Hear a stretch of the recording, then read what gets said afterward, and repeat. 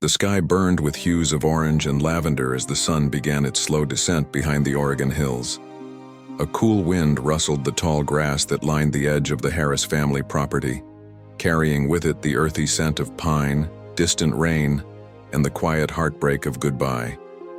Army Staff Sergeant Michael Harris stood still for a long moment, letting the calm wrap around him like an old coat.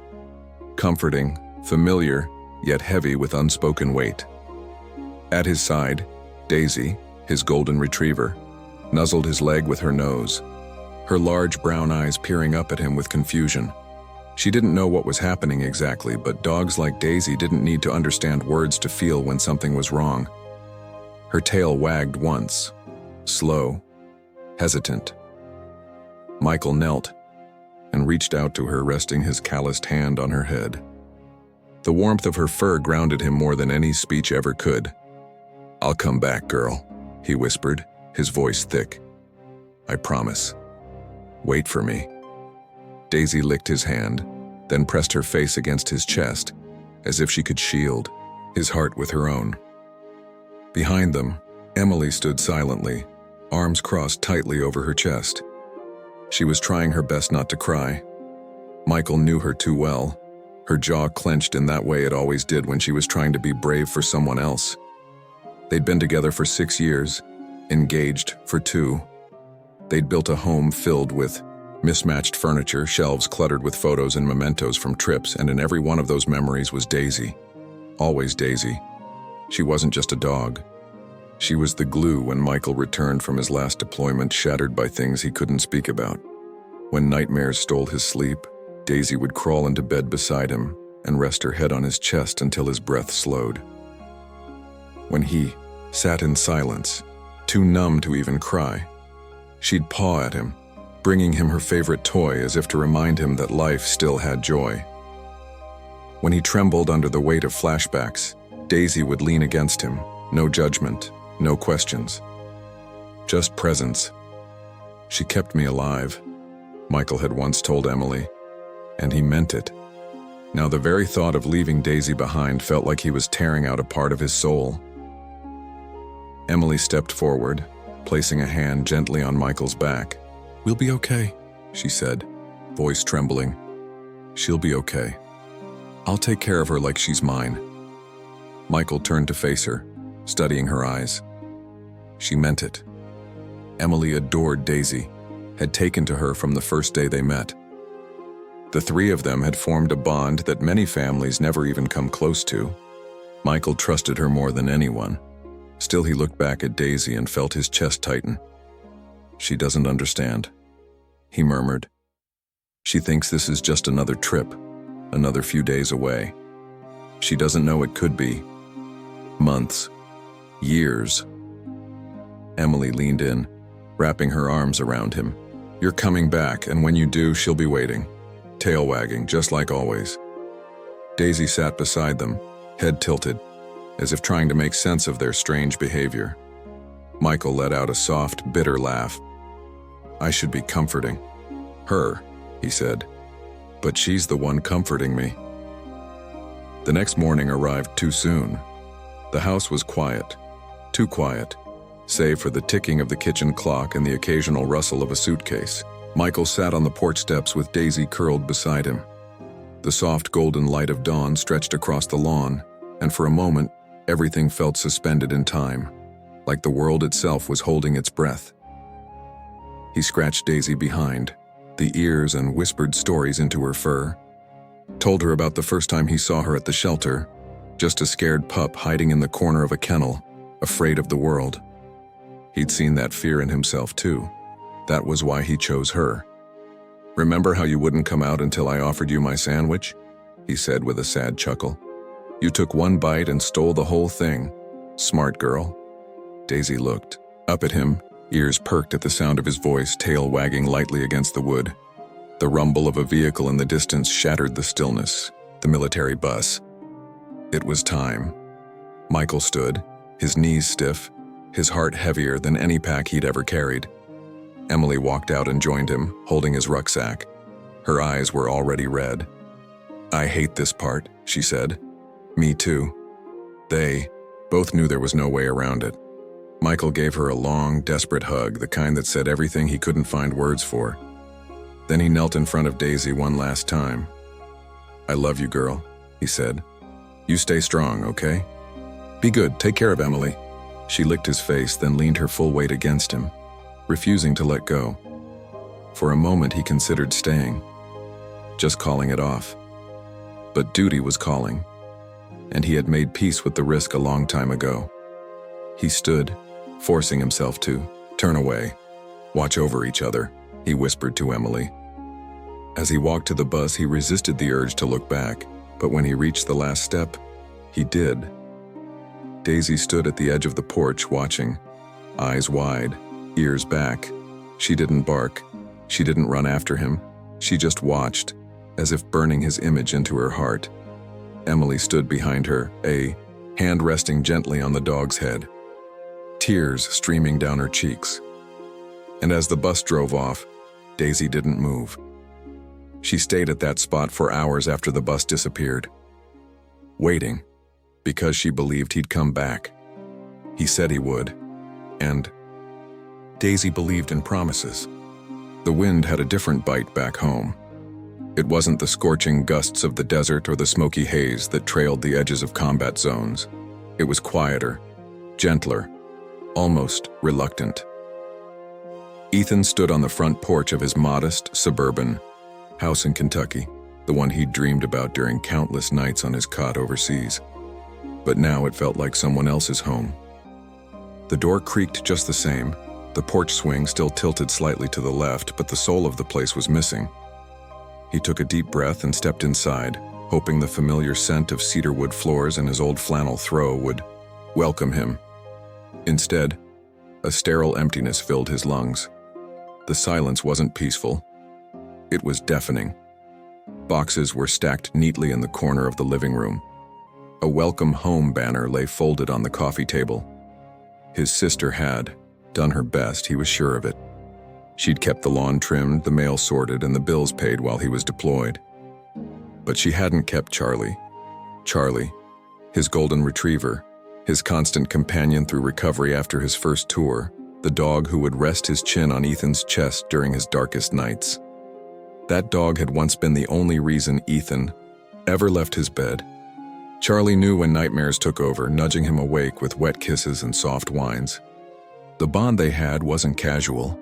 It was the sort of connection that war couldn't break, time couldn't dilute, and words couldn't describe. When Ethan called out that first night, expecting the jingling of a collar or the rapid tapping of paws across the wooden floor, there was only silence. That's when his sister had broken the news gently, but it shattered him all the same. He wasn't eating, Ethan, he got depressed. You'd been gone a long time. I tried everything. The vet, new toys, even slept on your bed with him. But he just faded. When that woman from the shelter offered to foster him, I thought maybe some new company would help. I didn't know she'd give him away without asking. Ethan had listened with a stillness that unnerved her. No shouting, no accusations, just a single nod. That night, he didn't sleep. He sat in the living room, staring at the old spot by the fireplace where Charlie used to curl up. The cushion was still there. The depression in the fabric hadn't risen. Morning came with no appetite and too many questions. He needed answers, not just for himself, but for Charlie. Had he thought he'd been abandoned again? Did he wonder why Ethan never returned? Did he look out windows waiting? The shelter was his first stop. The receptionist greeted him with a warm smile that quickly faded when he asked about his dog. "You must be Ethan. Your sister mentioned you a few times. I'm so sorry. I thought she had full custody of Charlie. I never would have let him go otherwise." Her words made his chest tighten, the weight of miscommunication, the cruelty of good intentions. But now wasn't the time for blame. He needed to find his dog. She checked her computer. His last placement was with a family in the next town over. They seemed like good people, the address should still be on file. The drive was quiet, the kind that filled every corner of Ethan's mind with what-ifs. What if Charlie didn't remember him? What if he'd moved on? Dogs loved deeply, but they also survived. Maybe Charlie had adapted. Maybe Ethan was the only one haunted. He pulled up in front of a cheerful house with a white picket fence and a yard full of children's toys. Through the window, he saw a family gathered around a large dog, his coat unmistakably golden, his posture regal yet relaxed. Charlie. For a moment, Ethan just watched. The dog seemed happy. He was being loved. He wasn't curled up in a corner, grieving. But Ethan wasn't sure whether that comforted him or tore him apart. A child opened the front door and called out, "Mom, there's a soldier here." The mother stepped outside, her eyes wary but polite. "Can I help you?" "I'm looking for my dog," Ethan said simply, his voice raw. "Charlie, I'm his owner. I was deployed.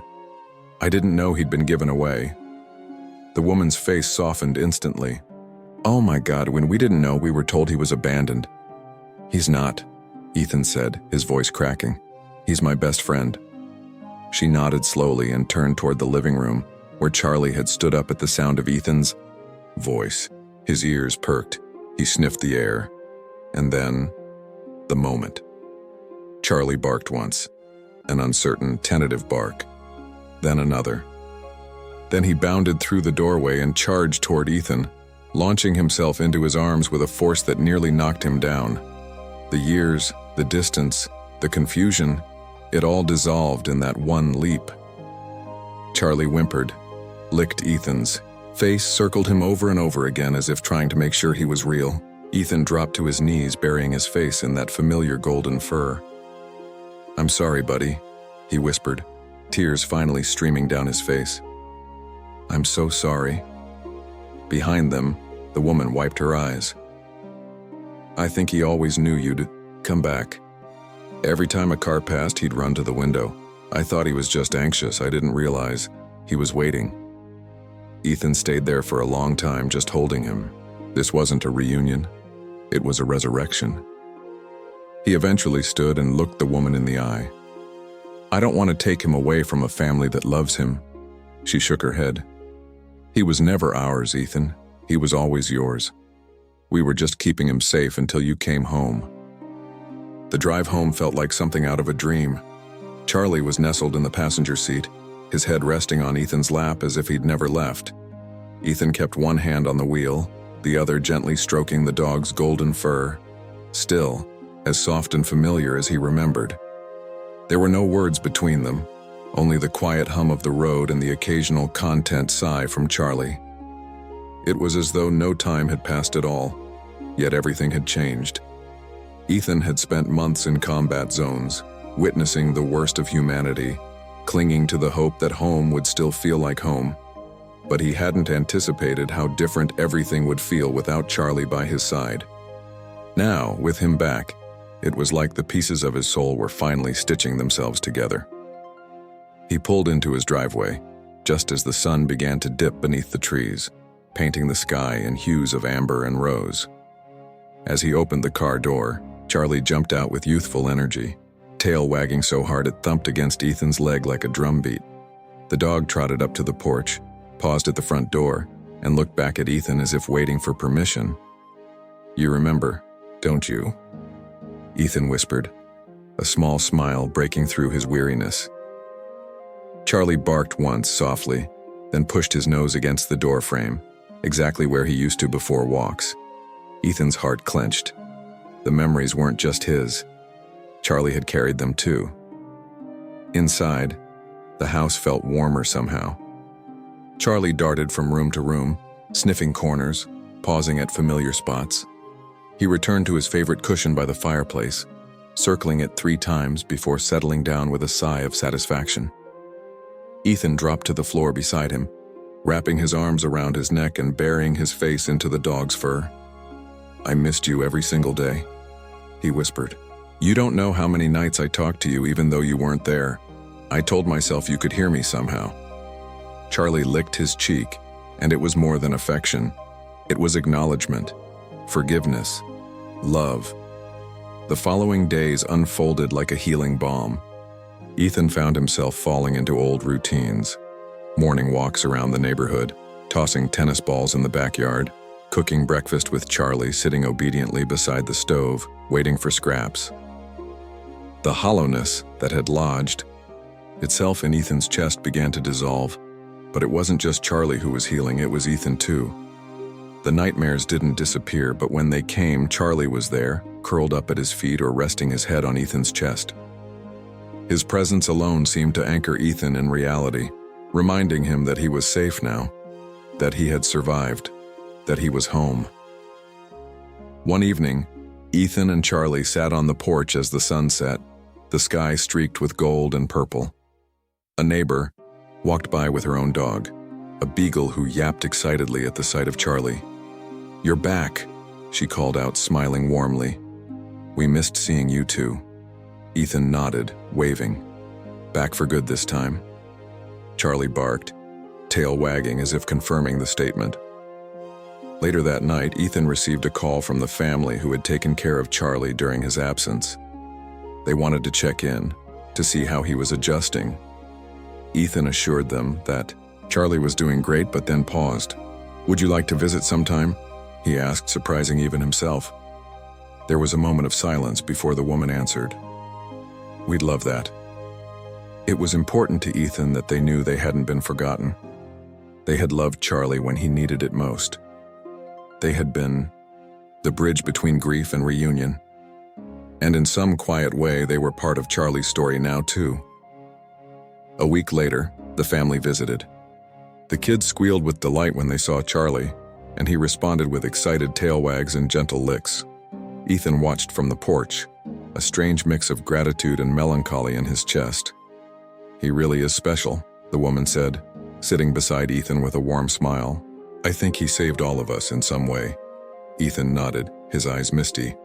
"He saved me before, and he's saving me again now." They stayed for dinner, laughing and sharing stories about Charlie's quirks and habits. By the end of the night, Ethan felt something shift, a weight lifting. He no longer felt like he had to carry the past alone. Charlie curled up beside him that night, more content than Ethan had ever seen him. As Ethan drifted off to sleep, he whispered, "We're okay. Now aren't we, buddy?" Charlie's soft snore was the only reply he needed.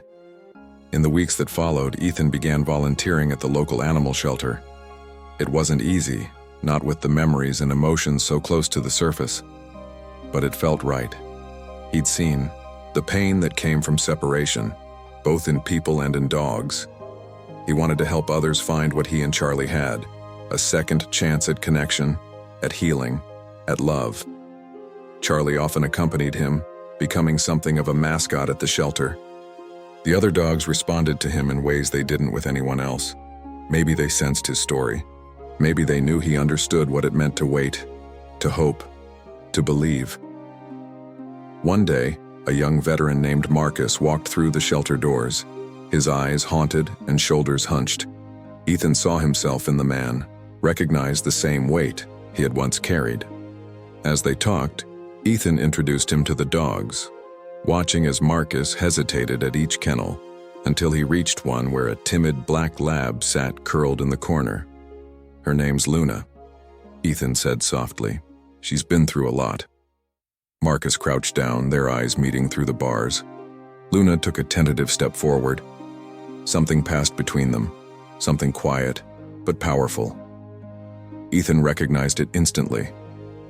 "I think she's been waiting for someone like you," he said. And just like that, another story began. Morning light poured through the kitchen windows, casting golden rays across the hardwood floor as Ethan stirred a pot of oatmeal. Charlie sat obediently by the fridge, his ears perked and eyes trained on the counter, already anticipating the banana slice Ethan would toss him like a daily ritual.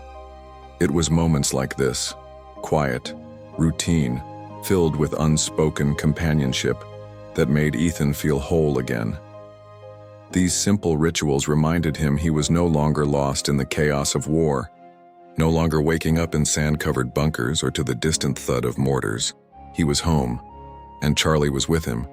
But something new had awakened in Ethan, something deeper than just reclaiming a life. Ever since he saw Marcus at the shelter, that haunted look so similar to his own, Ethan couldn't shake the thought.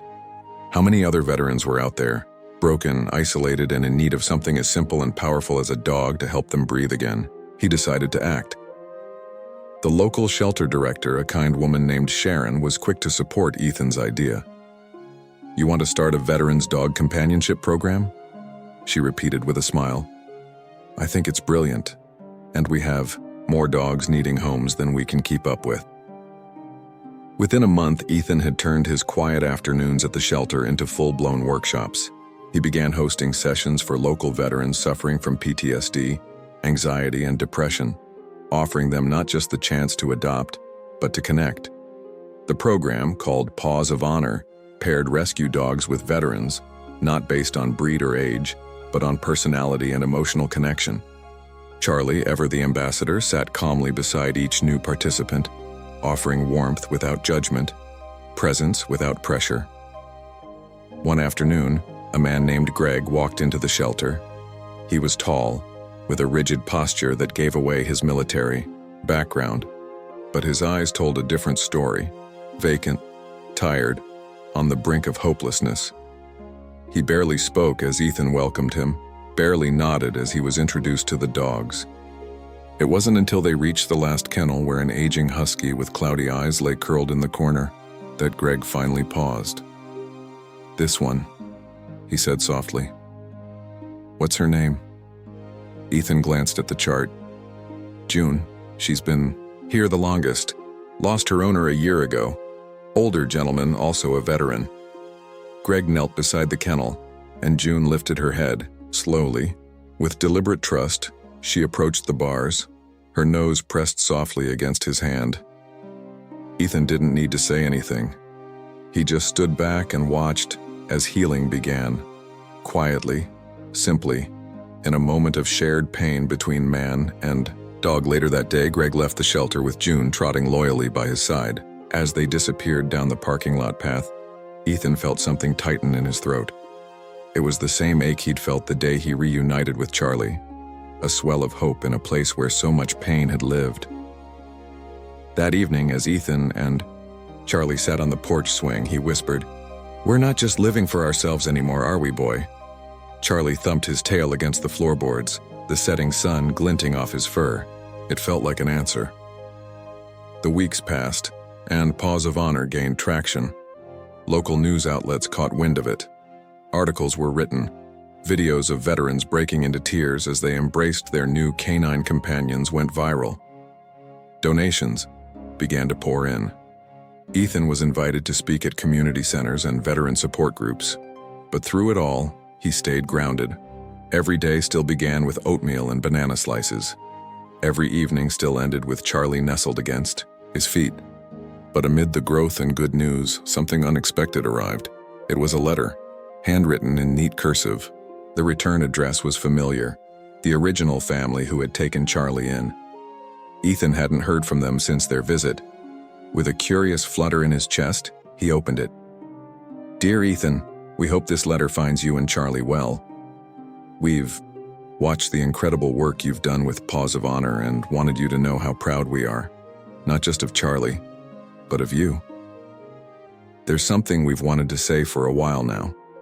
When you returned and we gave Charlie back, there was a part of us that grieved, not because we didn't want you two reunited, we always hoped for that, but because Charlie had become a member of our family too. It hurt to let go, but watching what you've built and how many lives you've changed, we realized something. Now, Charlie was never just our dog. He was meant for more. He was meant to guide you back, to help others find what you two found again.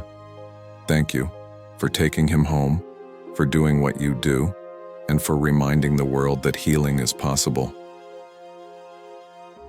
With love." The Martin family. Ethan sat in silence after reading it, the words blurring with the tears in his eyes. He reached down and stroked Charlie's back, feeling the steady rhythm of his breathing. "You've touched more lives than we'll ever know," he whispered. It was true. Charlie had been more than a companion. He had been a bridge between the past and the future, between sorrow and joy, between who Ethan was before the war and who he had become after. That weekend, Ethan hosted a reunion picnic for all the veterans and dogs who had been matched through Paws of Honor. Dozens came, The field behind the shelter was alive with laughter, barking, children chasing tails, and veterans sitting in lawn chairs with smiles that had been missing for years. Charlie roamed freely, pausing to greet each person, each dog, as though offering his personal blessing. Ethan stood by the gazebo, watching it all unfold. A veteran who hadn't smiled in years was now laughing as his dog playfully stole his sandwich. A widow sat beside her husband's service dog, who had recently found a new companion. A young girl with Down syndrome played tug-of-war with a gentle pit bull her father had adopted after returning from deployment. It was more than a gathering.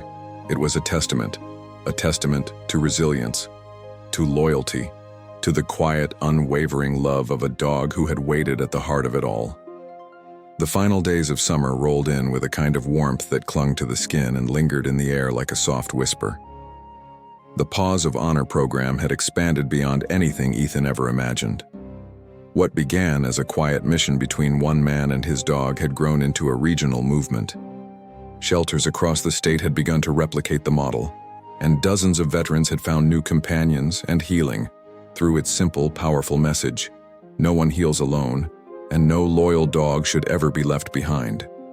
But even as everything bloomed around him, Ethan couldn't shake a heaviness that had quietly settled in his chest. Charlie, his ever-faithful German shepherd, had begun to slow down. It started subtly. He hesitated before climbing stairs, paused longer before rising in the morning. His once boundless energy faded into quiet contemplation. His eyes, still filled with devotion, now carried the soft haze of time.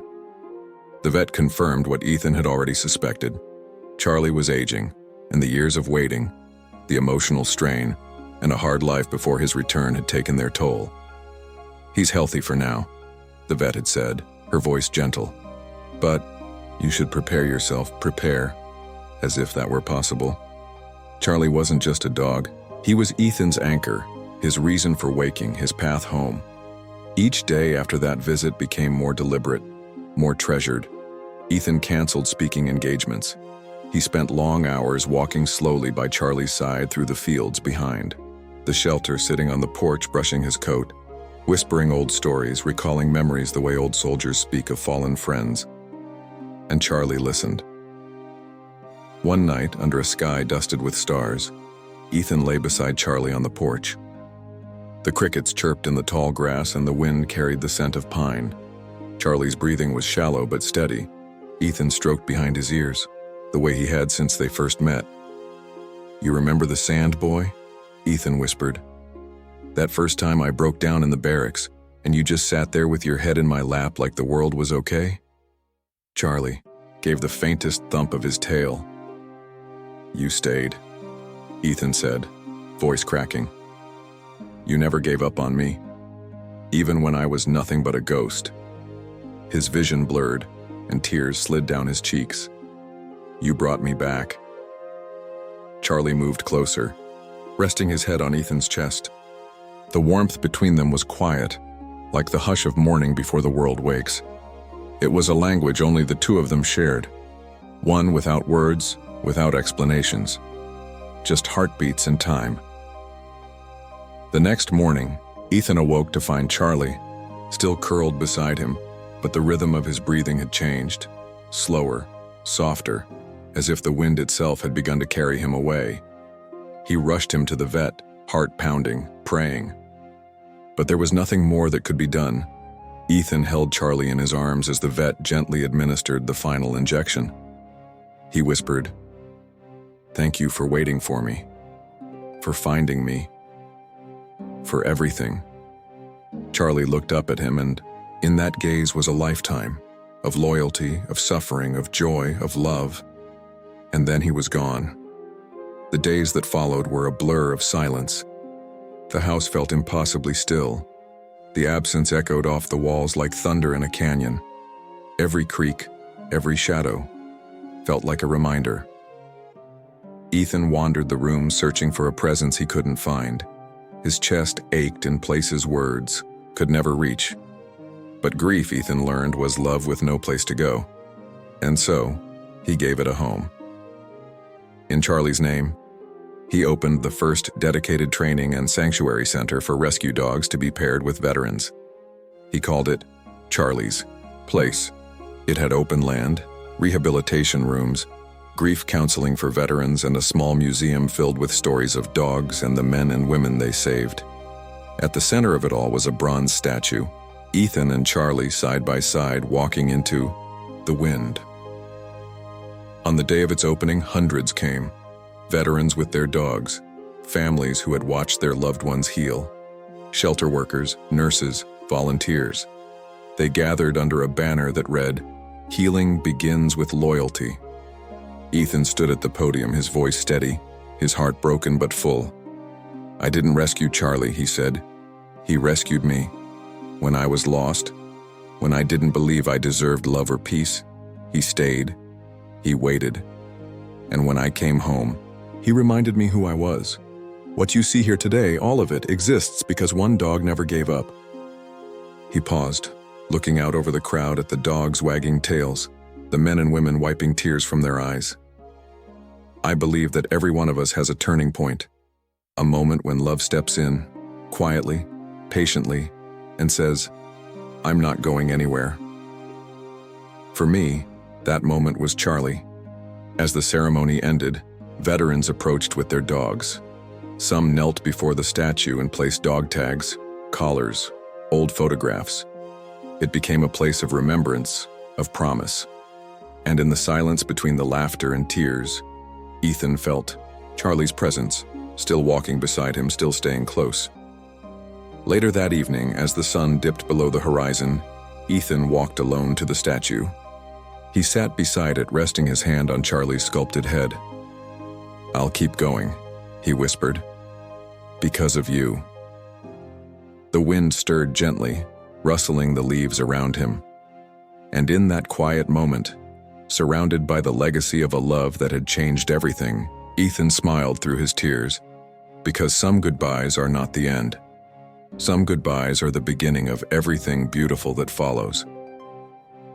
If this story touched your heart like it touched mine, please like, comment, and share it with someone who needs to believe in loyalty again. And don't forget to subscribe for more real stories of love, loss, and the unbreakable bond between dogs and humans.